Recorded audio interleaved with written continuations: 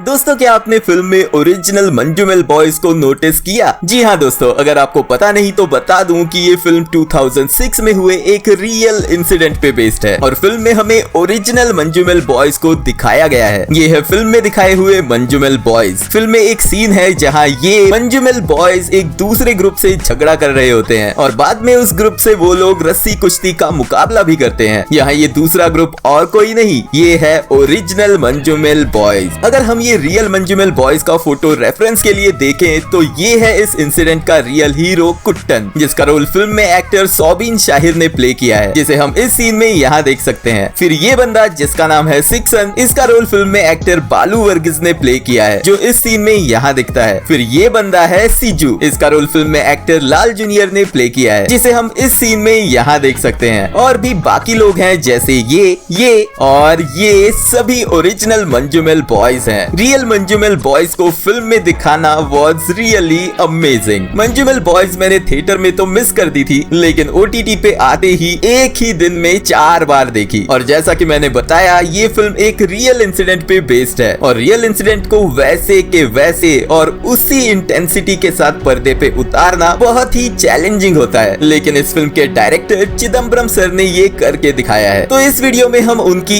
इसी मेहनत को फिल्म में ऐड की हुई डिटेल्स के थ्रू जानेंगे। नमस्ते दोस्तों, स्वागत है आप सबका रील डिटेक्टिव में। मैं आपका अपना पर्सनल फिल्मी जासूस। ये वीडियो मंजूमेल बॉयज के फैक्ट्स और डिटेल्स का पार्ट 1 है। इसके पार्ट 2 का लिंक मैं इस वीडियो के एंड में और डिस्क्रिप्शन में दे दूंगा, तो उसे क्लिक करके वो वीडियो भी आप जरूर देख लेना। तो चलिए अब बिना टाइम वेस्ट किए आते हैं सीधे पॉइंट पे। फिल्म तो टेक्निकली साउंड है ही, लेकिन इसे ज्यादा से ज्यादा रियलिस्टिक तरीके से दिखाने की वजह से फिल्म बहुत ही ऑथेंटिक बन जाती है। जैसे फिल्म का एक कैरेक्टर सिक्सन को नॉर्मली बात करते हुए भी चिल्लाने की आदत थी और उसकी इस आदत से सब हमेशा परेशान रहते थे। तो गाड़ी निकालो बड़े कैंप के लिए।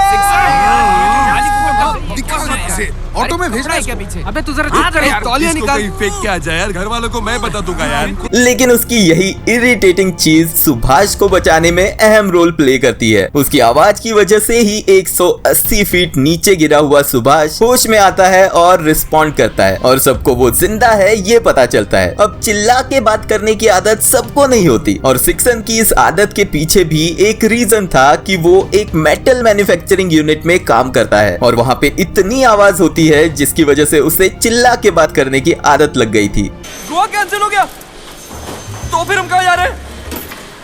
बरकला। यही आदत सुभाष के लिए लकी साबित हुई और वो बच गया। इस फिल्म में सब कुछ परफेक्ट था ही, लेकिन इसमें भी कुछ लोग बोल रहे थे कि जिस हिसाब से फिल्म में सुभाष को गिरते हुए दिखाया गया है, कोई भी मर जाता और गिरने वाला सीन कुछ ज्यादा ही बड़ा चढ़ा के दिखाया है। तो ऐसे लोगों को मैं पहले बोलूंगा कि रियल सुभाष आज भी जिंदा है। हाँ, ये बात सच है कि उसे खुद वो कैसे गिरा ये चीज पता नहीं है, क्योंकि गिरते ही कुछ ही सेकेंड्स में वो अनकॉन्शियस हो गया था। तो यहाँ कुट्टन जो सुभाष को बचाता है, उसने दिए डिस्क्रिप्शन से डायरेक्टर ने इस गड्ढे के अंदर का स्ट्रक्चर प्लान किया था। जी हाँ दोस्तों, ये शूट एक्चुअल केव्स में नहीं हुआ था, इसका एक सेट तैयार किया गया था। ये बाहर वाला गुना केव्स का रियल लोकेशन है, लेकिन ये अंदर वाला पूरा सेट डिजाइन किया गया था और शूट करने के हिसाब से एक्चुअल केव से ये सेट थोड़ा ज्यादा वाइड और बड़ा बनाया था, ताकि सभी इक्विपमेंट्स और क्रू के साथ केव के अंदर भी अच्छे से शूट किया जा सके। और रही बात सुभाष के गिरने वाले सीन की, तो अगर वो डायरेक्ट 180 फीट नीचे गिरता जहां वो एक्चुअली गिरा था, तो सच में मर जाता। लेकिन फिल्म में उसे छोटे छोटे इम्पैक्ट्स के साथ और बीच बीच में स्लाइड होते हुए दिखाया है और गिरते हुए हर सरफेस पे पेड़ के पत्ते भी गिरे हुए दिखाए हैं। यानी वो गिरते हुए जहां भी उसका पत्थर से इम्पैक्ट हुआ, वो पॉइंट थोड़ा सॉफ्ट भी था और इसीलिए जिस हिसाब से फिल्म में सुभाष को गिरते हुए दिखाया है, जस्टिफाई करता है कि वो मोर और लेस वैसे ही गिरा होगा और इसीलिए वो बच गया होगा। अब आते हैं इस सीन से जुड़े एक फैक्ट की तरफ। फिल्म में तो सुभाष गिरते गिरते एक पत्थर पे आके रुक जाता है ऐसा दिखाया है, लेकिन डायरेक्टर ने एक इंटरव्यू में बताया था कि फिल्म में एक सीन डाला है जहां सुभाष ट्रिप पे जाने से पहले अपने छोटे भाई की बेल्ट ले लेता है और एक्चुअल में वही बेल्ट सुभाष को बचाता है। fact that it is Subhash's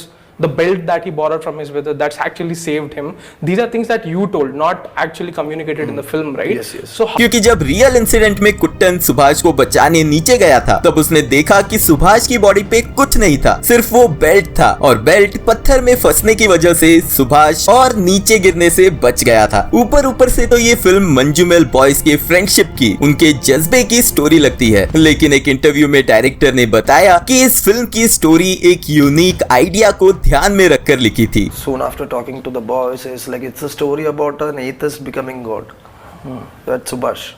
So that is the thing that struck me. So I made the story around it. Film में सुभाष को एथिस्ट दिखाया है। एथिस्ट यानी नास्तिक, यानी जिसको भगवान पे भरोसा नहीं, ऐसा इंसान, यानी जिस इंसान को भगवान पे भरोसा नहीं था, ऐसे इंसान की यानी सुभाष की भगवान होने तक की जर्नी के अराउंड ये फिल्म लिखी है। अब सुभाष को भगवान पे भरोसा नहीं था, ऐसे कुछ सीन्स और डायलॉग भी हमें फिल्म में देखने मिलते हैं। इस समय पर इतने लोग ऊपर गए तो मुर्गन खुद डिस्टर्ब होगा। तो तुझे कोई विश्वास नहीं है क्या? तो क्या होता है भगवान? भगवान बोले तो ऊपर से जो रोशनी हमारी तरफ आती है वही है।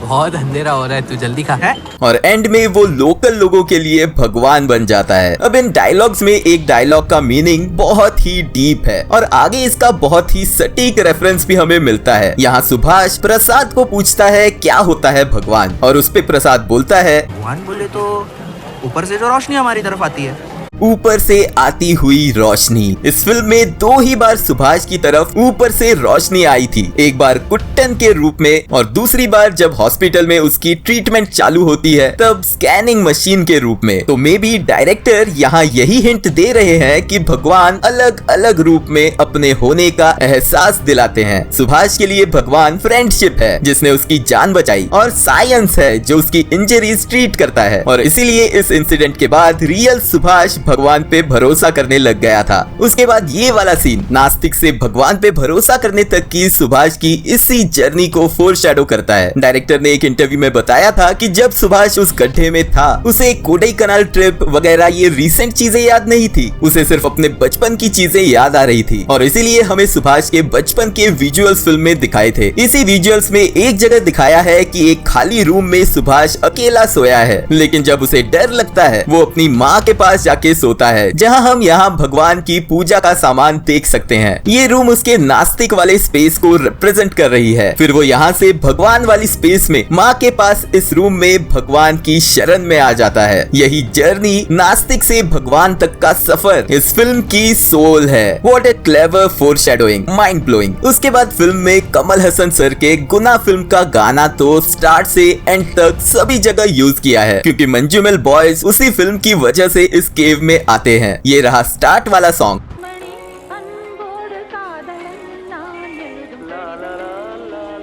फिर वो लोग जब गुना केव्स जाने का डिसाइड करते हैं तब भी यही सॉन्ग उनकी गाड़ी में चालू रहता है। गुफा है क्या?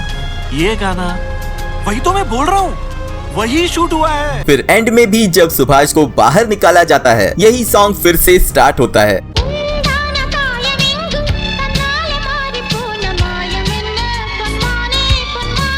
लेकिन एंड में ये सॉन्ग ऐसे ही नहीं डाला है। इसके पीछे का रीजन डायरेक्टर साहब ने एक इंटरव्यू में बताया है। The lyrics means like the lyrics coincidentally mean can be very well placed in the scene for humans to understand it's not mortal love, it's beyond that, so it can be very well placed in terms of friendship also, I discovered. So यानी इस गाने में जिस प्यार के बारे में बात की है वो यहाँ दोस्तों के बीच वाला प्यार को भी एकदम फिट बैठ रहा था, इसलिए गाने का यही पर्टिकुलर पोर्शन यूज किया गया है। और हाँ, बात यहीं तक नहीं रुकती। मैंने जब ये गुना फिल्म का एक्चुअल गाना देखा तब एक और सिमिलैरिटी मैंने नोटिस की कि जैसे गुना में कमल हसन सर हीरोइन को अपनी बाहों में उठाते हैं, वैसे ही यहाँ सिज्जू सुभाष को अपनी बाहों में उठाता है, जो अगेन ये सिग्निफाई कर रहा है कि यहाँ इस गाने में जिस प्यार की बात हो रही है ये यूनिवर्सल है। फिर वो गुना फिल्म में हीरो हीरोइन का प्यार हो या इस फिल्म में ये इन दोस्तों के बीच का प्यार हो, प्यार की परिभाषा वही सेम है। और सच में आज इस फिल्म ने ये साबित कर दिया कि फिल्म में लव एंगल नहीं होगा तो भी फिल्म चल सकती है। बिना आइटम नंबर और हीरोइन के भी फिल्म ब्लॉकबस्टर बन सकती है। फिल्म हिट होने के लिए हीरो के मसल्स नहीं, एक्टिंग भी काम आ सकती है। क्या बात है? और भी आपको कुछ लगता है इस लिस्ट में जोड़ना चाहिए तो आइए कमेंट सेक्शन में इस लिस्ट को और आगे बढ़ाएं। और जिसका भी पॉइंट मुझे अच्छा लगेगा नेक्स्ट वीडियो में उस आंसर को पक्का शाउट आउट दूंगा। अब इस फिल्म में इतने सारे फैक्ट्स और डिटेल्स हैं, सभी एक ही वीडियो में इंक्लूड करूंगा तो वीडियो बहुत ही लंबी हो जाएगी। इसके आगे के फैक्ट्स और डिटेल्स पार्ट 2 में बताऊंगा जो मैं जल्दी ही अपलोड करूंगा। तो दोस्तों आज के वीडियो में बस इतना ही। आई होप ये वीडियो आपने एंजॉय किया होगा। अगर हाँ तो please like and share the video and subscribe to our channel. Thank you और मिलते हैं नेक्स्ट वीडियो में।